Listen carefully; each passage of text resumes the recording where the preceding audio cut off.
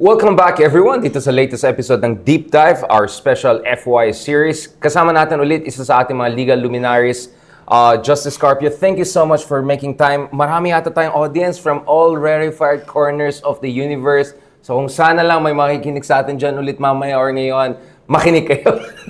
Marami tayong pag-usapan, Justice. Before we go to the Supreme Court again, right? Your favorite institution, your former institution, an institution at the heart of your life, vocation at advocacy.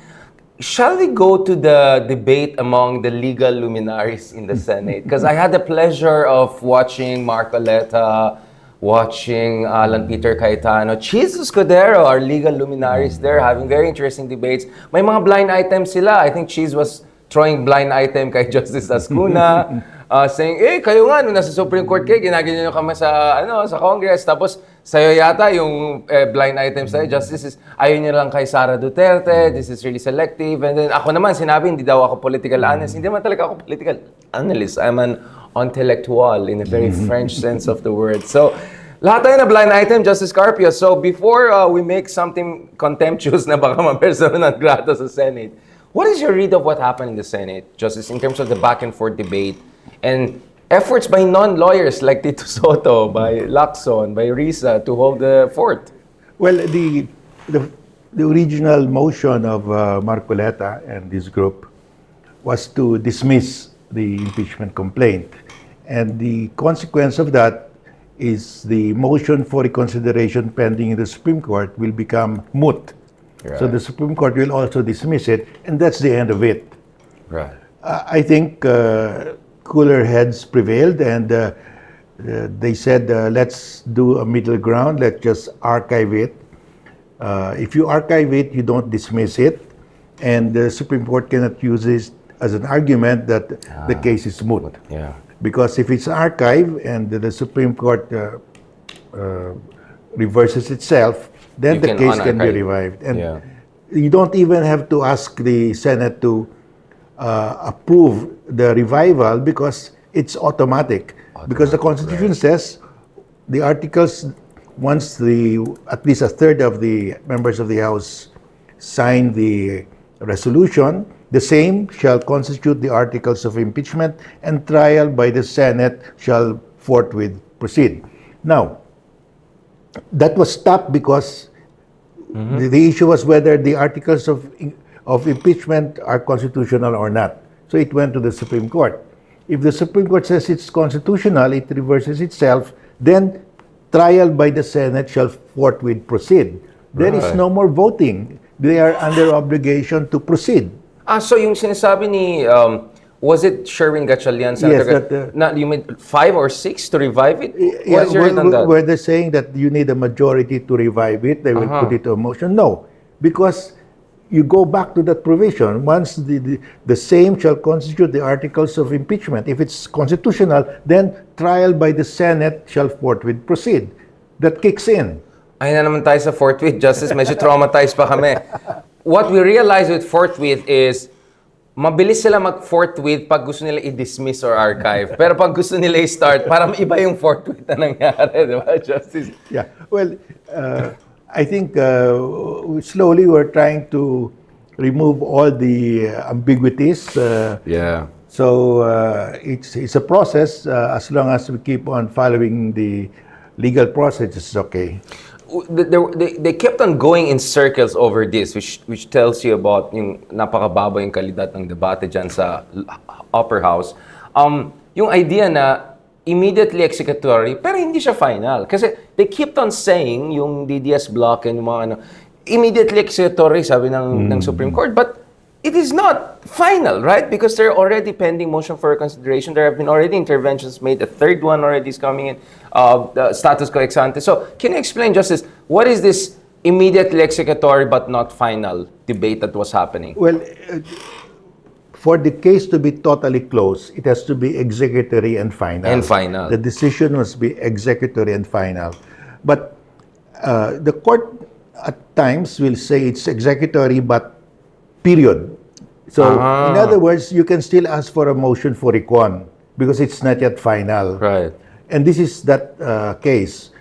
In other words, the Senate can archive it if they want, or they can just postpone their sessions and wait for the resolution of finality.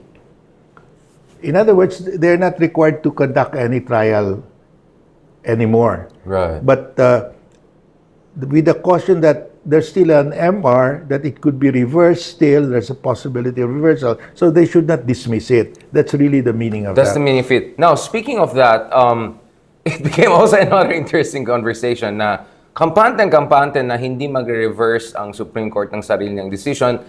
We'll talk about the Supreme Court decision itself and what our expectation shortly after this part. But sabi ni Marcoleta, hypothetical masyado yung question na yan for us to basically not to dismiss this thing kasi executory na eh.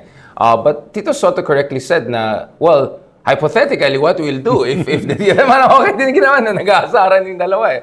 But we do have precedents, multiple precedents of the Supreme Court reversing itself, including, ito ba yung tinatawag na the Talong case? Yes. Yung ISAA versus Greenpeace International. Yes. Harry Roque apparently was involved in that, on the side of the Talong or against the Talong, right? But Justice Carpio, what happened with that Talong case? Can you explain that? Kasi unanimous reversal, di ba? Yes, Parang ganun. it was about genetically engineered plants. Lumalaki na talong. Because in the US, a lot of their agricultural products are genetically engineered. Modified, yeah. And they were on trial here. They were planting on trial here. And so a case was brought, and the en banc said, now because of the precautionary principle, in other words, in situations like this, you must err on the side of caution. So because of the health hazard, health potentially. hazard, and you don't know what will happen. Yeah. It could create some diseases or whatever. Right. So they said it's not yet ripe for decision because it's still you still have to find out what are the effects. So it was stopped. The trial and commercialization, the importation was stopped. But on motion for recon, it was totally reversed. Because facts were presented by scientists and experts. Yeah, we sent it. I was still there. We sent it to the you were still there, 2015, yes. Yeah, it was sent to the Court of Appeals for the Court of Appeals to receive evidence, and it was sent back to us, and the entire court changed its mind. Interesting. Since you were there, Justice, okay, I'll be a bit careful about how I put it. Psychologically, how difficult it is for you justices to reverse yourself en banc? Kasi some would say baka ma-pride yung iba, baka sabihin nila this is gonna undermine the credibility of your institution. You have to base it on the facts. That's why we are not a trier of facts in the Supreme Court. I mean, Supreme Court is not a trier of facts. So the Supreme Court at that time referred it to the Court of Appeals to receive the evidence, and the evidence came back to us, and the entire en banc was convinced that there was no danger in enlarged talongs. Yeah, in testing it, even commercializing it. So the decision was reversed completely, unanimously. So it depended on the facts. Right. And that's the same thing here. Yeah. Because of the glaring errors of fact. No? So that's why it's not impossible for the court to reverse itself. Right. So this was very important because it looks like some people were not aware that there are precedents like this. But indeed, there's a precedent of en banc reversal, right? Because new facts were presented, which makes it very almost symmetrical with the situation we're facing right now. Although talong yung usapan dyan ngayon, parang ang usapan ngayon is Oishi and yung mga Miggy Mango. We'll go again to the Supreme Court very shortly, but I want to go to another point raised in the Senate, which I felt is very important, Justice. This idea that, well, there was openly an accusation against Justice Ascuna na, kayo nga, parang when you were in the Supreme Court, this and that you were essentially trying to impose your will on the lower house, which Justice Ascuna pushed back very strongly, including on my own show, View from Manila, that will come out tonight. And then, of course, the implication is with you and the rest. Hindi kayo napangalanan, mahilig mag-blind item yung iba dyan is, baka yun lang kay Sara Duterte. So, idaan na lang natin. So, parang basic ang point nila is, i-refile nyo na lang next year kung talagang hater lang talaga kayo, or talunin niyo si Sara sa 2028. How problematic and I would say perilous is that line of thinking? na this is just about elections and bias lang kayo and you just don't like Sara and that's why you're doing Well, this? this is about accountability. I mean, the charges against Sara are serious. We've seen that in the Quadcom hearings and even in the Senate hearings. So that has to be addressed because we're talking of accountability of very important public officials who are subject to impeachment. But if we go factually about our bias against Sara, we filed a case against Martin Romualdez in his campaign for charter change. Right. I mean, we opposed that. We did not file a case. We opposed that publicly. I went around the country opposing that. And then when they did not give any funding to PhilHealth in the General Appropriations Act of 2024, Exactly.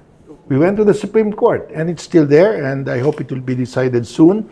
And then on the 2025 budget, we went to the Supreme Court again, questioning it, that exactly. they did not give priority to education. They inserted so many pork barrel funds in the DPWH. I mean, we don't favor anyone. We just defend the Constitution because we are retired justices and we just want to defend the Constitution because that's our fundamental law. Whoever transgresses it, we don't care who that person is. We will bring it to the Supreme. In fact, we have also a case against Sara on the confidential fund before the Supreme Court. And that's why we are interested in this case because this case involves confidential funds. Exactly. That's the reason why in our petition, we said to the court, we are here because, if you remember, we came here to question the constitutionality of the confidential funds. And this is an example of why you should act on our petition now, because confidential funds are a special kind of funds where there has to be a law. The Constitution says the people have a right to information on matters of on all matters of public concern. Right. And the most important public concern is how their taxpayers' being spent, money is spent. Exactly. And the Constitution says everything is subject to the right of the people to public information unless there is a law providing for reasonable limitations. And I said, there is no law because Congress never enacted a law providing for reasonable limitations when it comes to confidential funds. So confidential funds must be scrutinized in the same way as all other funds. But VP Sara said, but my father issued this executive order saying that confidential funds are exempt. But that's not the law. The Constitution says there must be a law and an executive order is not. That's pending now. And that's why we intervene, because this is directly related to our petition. So we are doing this regardless of who is the personality. Yeah. And just to be clear, I mean, again, the argument I hear off the record from relevant folks is, lahat naman yan corrupt bakit naman si Sara lang fina-focus nyo, milyon-milyon lang, bilyon-bilyon lang. And I always say, well, first of all, we don't know what happened during Farmali and Digong's time. We can talk about billions there, if ever, potentially. Number two, assuming everyone is corrupt in a room, right? Because this is what the problem that when Xi Jinping started his purge was, where do you start? You start with the most brazen and the most in your face, right? And I think it's hard to find more allegedly brazen, malversation of funds or abuse of power than what we saw with all of this Miggy Mango and all of these chips and all of this stuff that we saw. So I just find that argument very dangerous because there are people, good-hearted people, including progressives, who are saying, let's just distance ourselves from this. Away lang yan ng mga Dutertes and Marcoses. This is just a proxy war. What do you have to say about that, Justice? That this is just a proxy war, that we are the useful idiots, basically, trying to give this kind of legal and civil society legitimacy? Well, first of all, that's why I brought out the confidential funds, because the confidential fund of the mayor of Davao City is now $500 million a year almost. And that's being liquidated the same way that the $125 million confidential fund of VP Sara is being liquidated. And that's why other cities are copying Davao. You have Makati now with a 200 so million proceedings. confidential fund for the mayor. You have Quezon City with about 80 million. So other cities are copying. So that's why we went to the Supreme Court, that asked the Supreme Court to declare all confidential funds unconstitutional. So if you say it's 125 million now, but you have to look at the bigger picture. There are confidential funds in Davao. It's half a billion, almost we're talking about- 466 yes, exactly. billion a million, almost half a billion a year, and it's spreading to other cities. So it's very important that this has to be examined. No? So you cannot take this in isolation that it's only 125. In fact, it's more because they are also questioning the confidential fund. I think it's totaling about 625 million for the entire DepEd. But this is just an example. But the universe is bigger than this. You have Davao with almost half a billion every year. It's the tip of the iceberg. That's what you're saying. This is just tip of the iceberg. There's nothing selective here. We're going. I mean, we had 9 episodes on just the PhilHealth issue together. Bashing the administration, bashing the Department of Finance. So I find it completely ridiculous. This even by well-meaning people to say, "Oh, you're just allowing yourself to be dragged into a kind of a proxy war." This is a very dangerous mindset people are looking at. Ito, caught red-handed na nga na something fishy is going on. You should, but if there, ito na lang, why is the Sara legal team nag-Thanksgiving night sila the other night? I'm not sure sila yung nag-abogado dito. And why are they so happy? Wala nga trial nangyari. Should lawyers be happy that they escape a trial? Is that how it works, Justice, in your profession? Well, they got a reprieve. But we're talking here of the Constitution. So you cannot say it's small time. I mean, it's not. It's not, because the ramifications are tremendous here. Tremendous, speaking of that, last point on the Senate. I don't want to waste too much time on this Senate, on this really lower house. Before I go to the substance of our discussion, this argument by Cayetano na talunin nyo na lang si Sara sa 2028 elections. How dangerous is that kind of mindset na idaan mo sa popularity contest, questions of accountability? Well, he's saying that if he wins the next election, you don't have a right to question all his spending. That's the meaning of that. Exactly. But we practically abandoned that. There was this condonation doctrine, administrative law, where if you were charged administratively and you ran for re-election and the people voted you again into office, you are deemed to have been condoned for your previous administrative offenses. And that was reversed by the Supreme Court. I was there. We reversed that. That's an old doctrine. They call it the Aguinaldo doctrine. It was reversed. And it's precisely this. Exactly. Just because you were elected doesn't mean that you can get away with it. That popularity doesn't cancel accountability. It doesn't, because the Constitution says every public official shall be accountable at all times. All time, exactly. Not just like every election cycle, let's hold them accountable. That's a very dangerous mindset, which to me feels like ang mga hindi impartial ay yung mga ibang senador who seem to want to, who are worried for Sara na parang, huwag nyo na anuin ngayon. Doon na lang tayo sa election, di ba? Kasi parang feeling siguro they have sense that they have better chances. But precisely why the Supreme Court abandoned the condonation doctrine, because it's very dangerous. It's very dangerous. Exactly. It's very dangerous. I mean, you're saying it's okay for you to commit plunder as if you are elected again, that's plunder is wiped out. I will be a little bit even more cheeky about it. I hope hindi naman that. Justice, how many seemingly corrupt people kept on getting re-elected over it? Like, let's just be honest. Our elections are not a very good indicator of accountability. Even, let's say legally, we have a doctrine na idaan na lang natin sa election. Let's be honest. Like, what kind of people keep on getting re-elected, right? Well, that is just an incentive for people to steal more because they can give money to buy votes. To buy votes and win again. And there you go. Kaya I really found that argument, like, I was just aghast. Like, what kind of argument?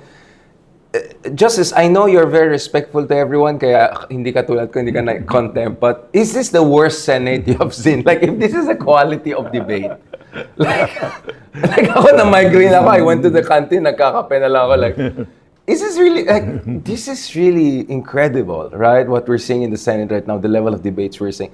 How did you feel about the debate in general? Well, you just have to look for some silver lining. Medyo napapagod na ako. Saan yung silver lines? But in fairness, no? I mean, Tito Soto, Lacson, I mean, not bad, no? I was not too downhearted because it was archived, it was not dismissed. Naman, in fairness. Because that means there's a fighting chance. There's a fighting chance pa rin. Kasi it could have been worse, di ba? Kasi dismissal talagang gusto nila totally. Yeah. Pero isn't it funny na parang, wait, why are you already talking about this since hindi nga tayo nag-convene as a trial, di ba? Hindi nga nag-sworn in yung mga yan. And then they're already like, ang weird nung sequencing eh. It was a mess.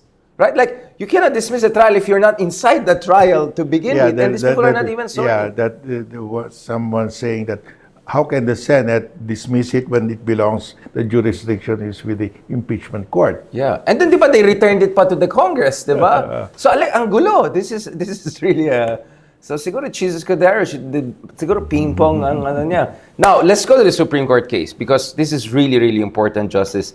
Again, with all due respect, my legal team will send the response very soon, Justice.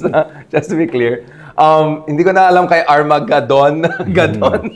Iba na yung good luck sa kanya mag-explain. But kami, legit. Now, Justice, let me ask this question that I also asked Justice Ascuna. And he, as one of the framers, really felt invested in it. What makes the Supreme Court and the judicial branch different is that it's not majoritarian, meaning it's not voted into office. It's not an elected institution. It is expected to be above the fray. And that's precisely where our understanding as scholars of democracies, where its authoritative legitimacy comes from. How important it is for the Supreme Court to be seen and to remain above the fray and not to be seen as overreaching its mandate. Well, very important because the influence of the court depends on its credibility. Right. If it is not credible to the people, then nobody will follow it. So it's very important that it must maintain its credibility at all times. That's it. You have the executive, he commands the president commands the military. You have the Congress, it controls the budget, power of the purse. The Supreme Court decides on the basis of its reasoning, and its reasoning must be convincing. It must take the moral high ground because it's the referee between the executive and the legislative. So it has to be very careful when it decides. It must come out with a decision that's really compelling, very persuasive. So if its decision is based on facts that are clearly wrong, then we have a problem. Because that creates a dissonance. The people will say, the facts are like this, but you concluded it this way. And that's when the credibility of the court will come into question and its influence will diminish. That's why we went back to that 2015 case in the case of Talong, right? The Greenpeace one, because there the court had no problem reversing itself when the clear scientific facts came out. Now, since last time we talked, ABS-CBN came out and clarified that some of the facts that were cited in the decision were actually contrary to what actually happened. So we're seeing from multiple sides, people are saying either there's no proper understanding of how the calendar works in the Congress. If you look at the MR of the House of Representatives, they're also very clear about it. But now even ABS-CBN, the new sites that have been cited as a basis for this decision are coming out and also questioning the factual referencing. Is this unprecedented, Justice? And what is the off-ramp here? I mean, is there a way for the court to just say, okay, in light of these new clarified facts, we can do X, Y, Z? Is that something that will still retain their integrity and sense of themselves? Well, I cannot remember of a similar case where the court said that because of this, these are the facts, and because of these facts, that act is unconstitutional. But it turns out that the facts or otherwise. I mean, and it's clear. I mean, it's clear to the entire nation. This is, I think, the first case. Because it's so... Clerical error? Is that how can we look at that? It's not a clerical error because if you read the case, there is a portion there where in stating the sequence of events, the court said that even the petitioners, Attorney Torion and VP Sara, admitted that there was a plenary vote. But then in another subsequent provision, paragraph, the court said that the plenary did not vote on the fourth complaint. So there is an internal conflict, contradiction within the decision itself. So well, I just hope that they will accept that because of course it's in the journal, and the journal is we have several. It's countless jurisprudence which says that the court is bound by the journals. We take judicial notice of that. Right. You don't even have to introduce in evidence the journal because the court will take judicial notice. Just like the law, you don't have to introduce evidence that this is the law. They should know. They should know the law. So, the actual official acts of the House and the Senate is deemed to be judicial notice to the Supreme Court. And so I think there's a fundamental error in the factual deficiency in the statement of facts, and therefore the conclusion would be wrong also. So I just hope that the court will take this into consideration because it's so fundamental to preserve the credibility of the court and the influence of the court. But there's a second part to it, right? This critique na there's a judicial overreach happening here, that new rules are being retroactively applied. Can we talk about that? Because the other argument that the Cayetano types are raising is, mag-file ulit kayo next year, February, ba't masyado kayo nagre-rush? Relax lang kayo dyan. But the argument here is that the rules have been changed. Yes. Unilaterally. That's the accusation now. So there's actually, we have a doctrine in this country, the court has used it several times, the doctrine of operative fact. Yeah. And in the US, that is called the doctrine of prospective overturning. Yeah. It means that if a government agency or a public official did an act completely in accordance with the Constitution and decisions of the Supreme Court, and later on the Supreme Court overturns those decisions, the new doctrines cannot be made retroactive to make his act illegal. Yeah. Because at the time he made that act, he was completely in compliance with the existing law. Right. In fairness, it should not be struck down. In other words, the new doctrine will be made prospective. And this is precisely the case. When Congress, when the House adopted the fourth complaint, it was completely in accordance with the Constitution. And the decisions of the Supreme Court in Francisco and in Gutierrez, but now the Supreme Court reversed Francisco and Gutierrez and say, we are retroacting this to...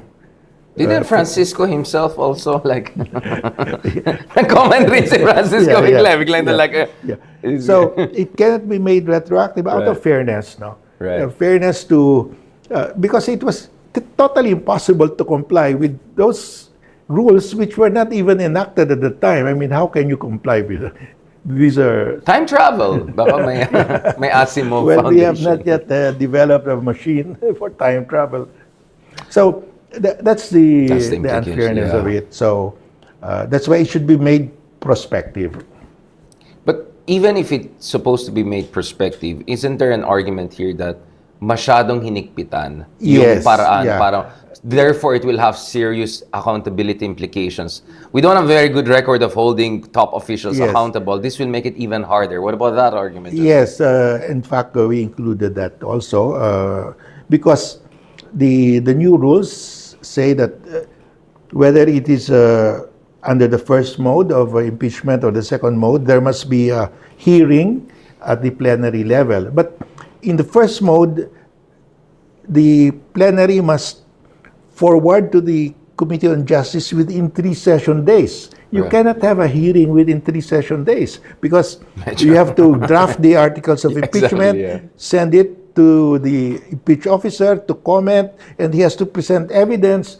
It's physically impossible to comply. And unless you use ChatGPT or baka pwede kaya ng 90 pages yan. Wow, this is we are in an interesting situation. So, just a quick question before we go to the other international court, other court, which is the ICC. Before we close this really interesting episode, Justice, guardrails. So, when we drafted the 1997 Constitution, our primary concern was a Marcosian dictatorship coming back again, right? Executive overreach. That was our concern, right? So basically, the idea is that you empower other institutions, including the legislature, including the Supremo. Now, some are saying maybe the guardrails should apply to all branches of the state to ensure any kind of overreach is avoided. Because weirdly, the current president, who's also named Ferdinand Marcos, if there's one thing he's accused of, is not dictatorship, it's lack of anger and character, right? Parang masyadong mabait. I keep on hearing, which is the weirdest thing talaga mga Pilipino. So, it looks like we now have a Ferdinand Marcos again in office, but this Ferdinand Marcos seems to be the opposite of the dad, at least in terms of demeanor and posturing. So some are saying maybe we need guardrails for other branches of the state to not abuse their power. Well, if you discuss the, because of what happened in martial law, the new constitution, the framers said we have to put up guardrails, and basically they put it in the martial law powers. The president can still declare martial law, but within 24 hours, the Congress can revoke it if it wants, automatically without call, and it's good only for 60 days. And after 60 days, it has to be reauthorized by the Congress. So, and there's another avenue. Anybody can go to the Supreme Court to question it, and the Supreme Court can strike it down. Right. So there are so many guardrails that practically, the way I look at it, it's really almost ineffective already. Now, because of that experience in martial law, the framers gave the Supreme Court this extraordinary power. We call it extraordinary certiorari power to declare, to strike down any grave abuse of discretion by the legislature, by House, the Senate, or even the executive department of any agency of government. It's very extraordinary because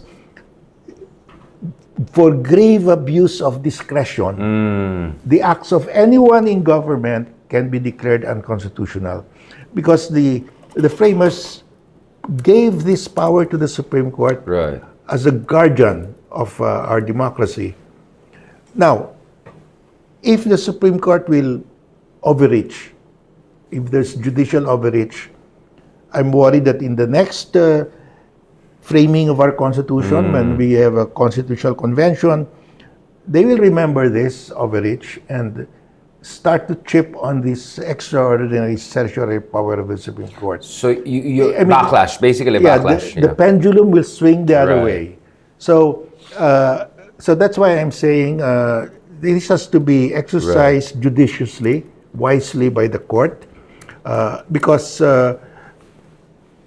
what the court is doing now is practically castrating the impeachment powers. It's so strict now that even Justice Ascuna, even CJ Panganiban is saying that it's almost impossible now to file an impeachment case under these rules.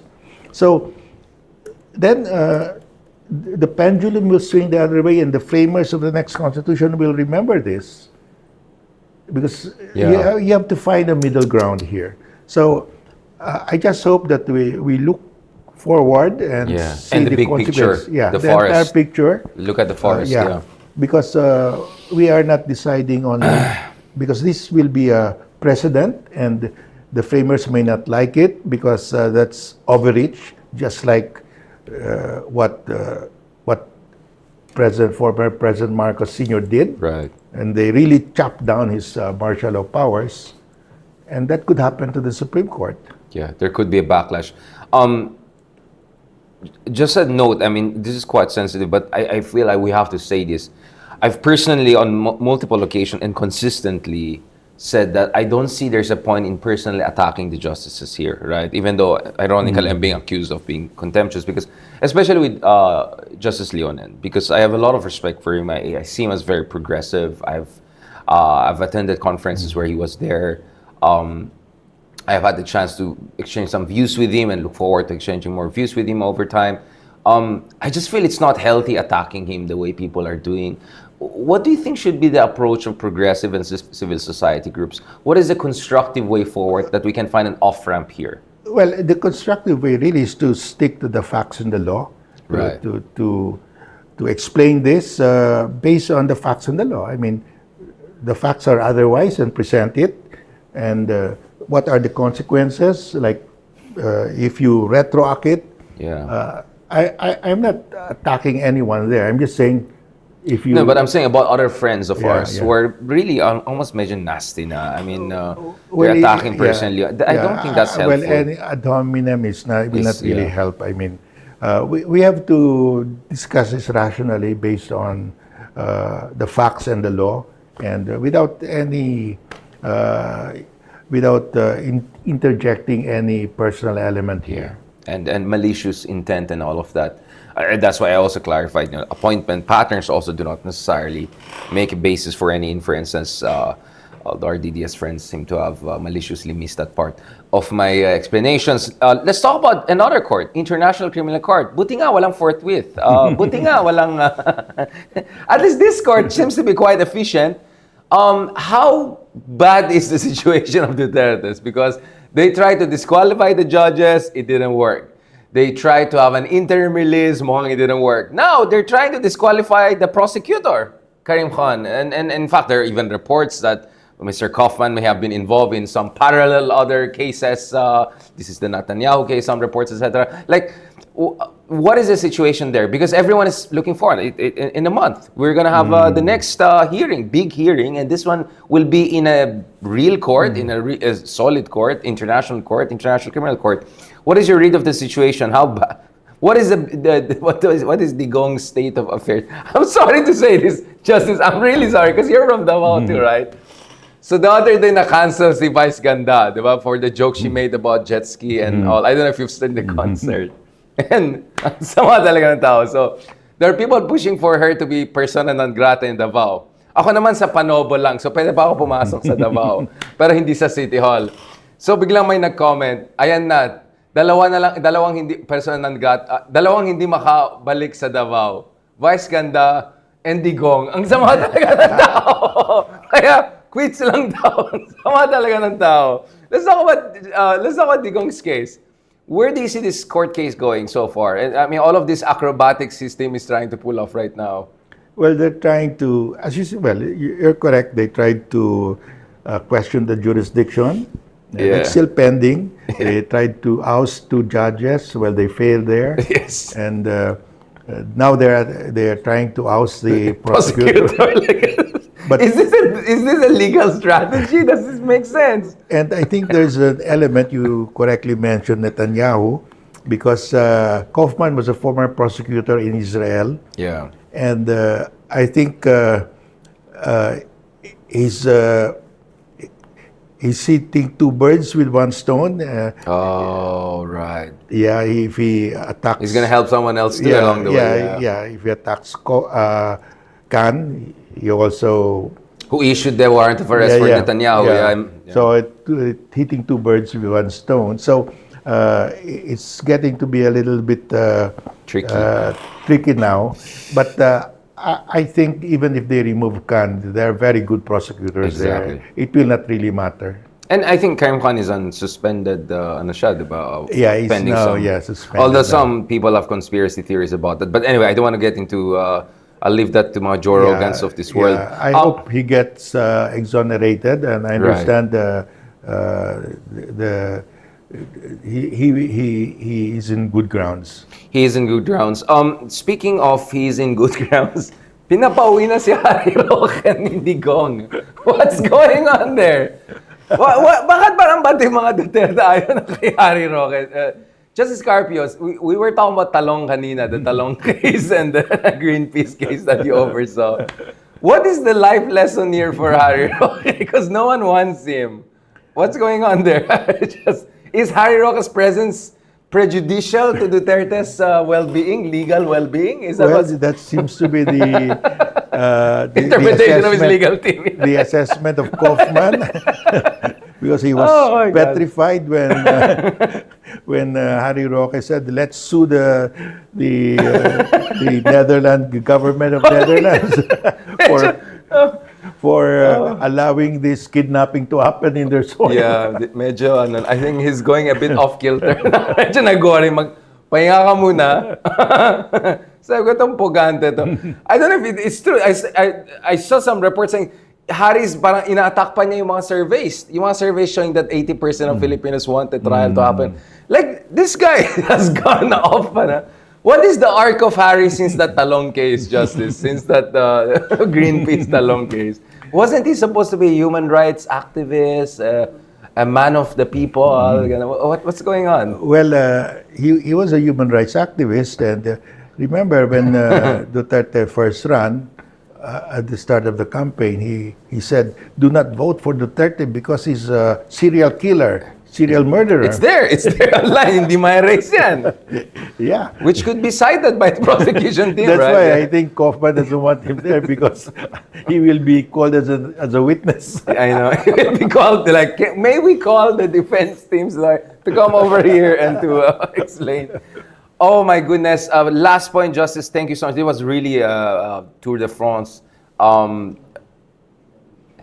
Ombudsman. How important is the ombudsman position right now? Because this is another big thing. We saw it looks like a fake news that Remulla was being sidelined because of his involvement in the ICC case. My sense is, I hope that's not true, because that parang creates a stigma na if you're involved in the Duterte, like you're going to be automatic. Yeah. Like what the heck is going on there? And how important is we get the right ombudsman? Well, it's very important because the ombudsman really is our assurance that graft and corruption will be checked and eliminated, no? Right. And that's the structure of our government for big cases involving corruption. It can be handled by the ombudsman, and we have tons of that now. You have the flood control projects and everything, so you have confidential funds. We really need a very strong, very efficient ombudsman, and I think that's why it's important to get the right person.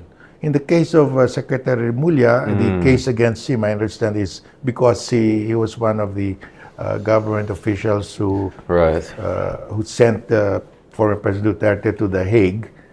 But it was brought to the Supreme Court, and the Supreme Court didn't decide anything against them. So I think he should be able to clear himself with that. Right. And ano yung mga katangian na dapat meron tayo sa isang ombudsman, Justice? We had already Conchita Carpio as your distant cousin, as a good model, I would say. Yes. First of all, the ombudsman must, of course, have the highest integrity. Right. Second, the ombudsman must be fearless to go after the big-time corrupt officials. Right. And must be very devoted to his work. Right. Or her work, for that matter, Is it important, given enough resources by the administration? Because this is going to be difficult investigative job and lots of slugfest. Well, I think it has been given enough resources so far by the by Congress, and I think they have upgraded the salary scale also of the to insulate the from lawyers there, yeah. And they get the best salary scales now. So I think we should expect more from the ombudsman. And to end this fantastic episode. Really, really thankful for Justice Carpio.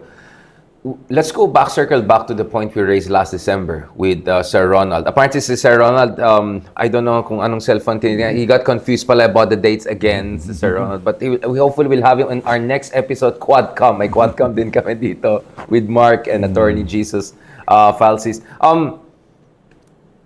The fear about extra-constitutional temptation, right? The fear about crackpots, I'll just put it that way, right?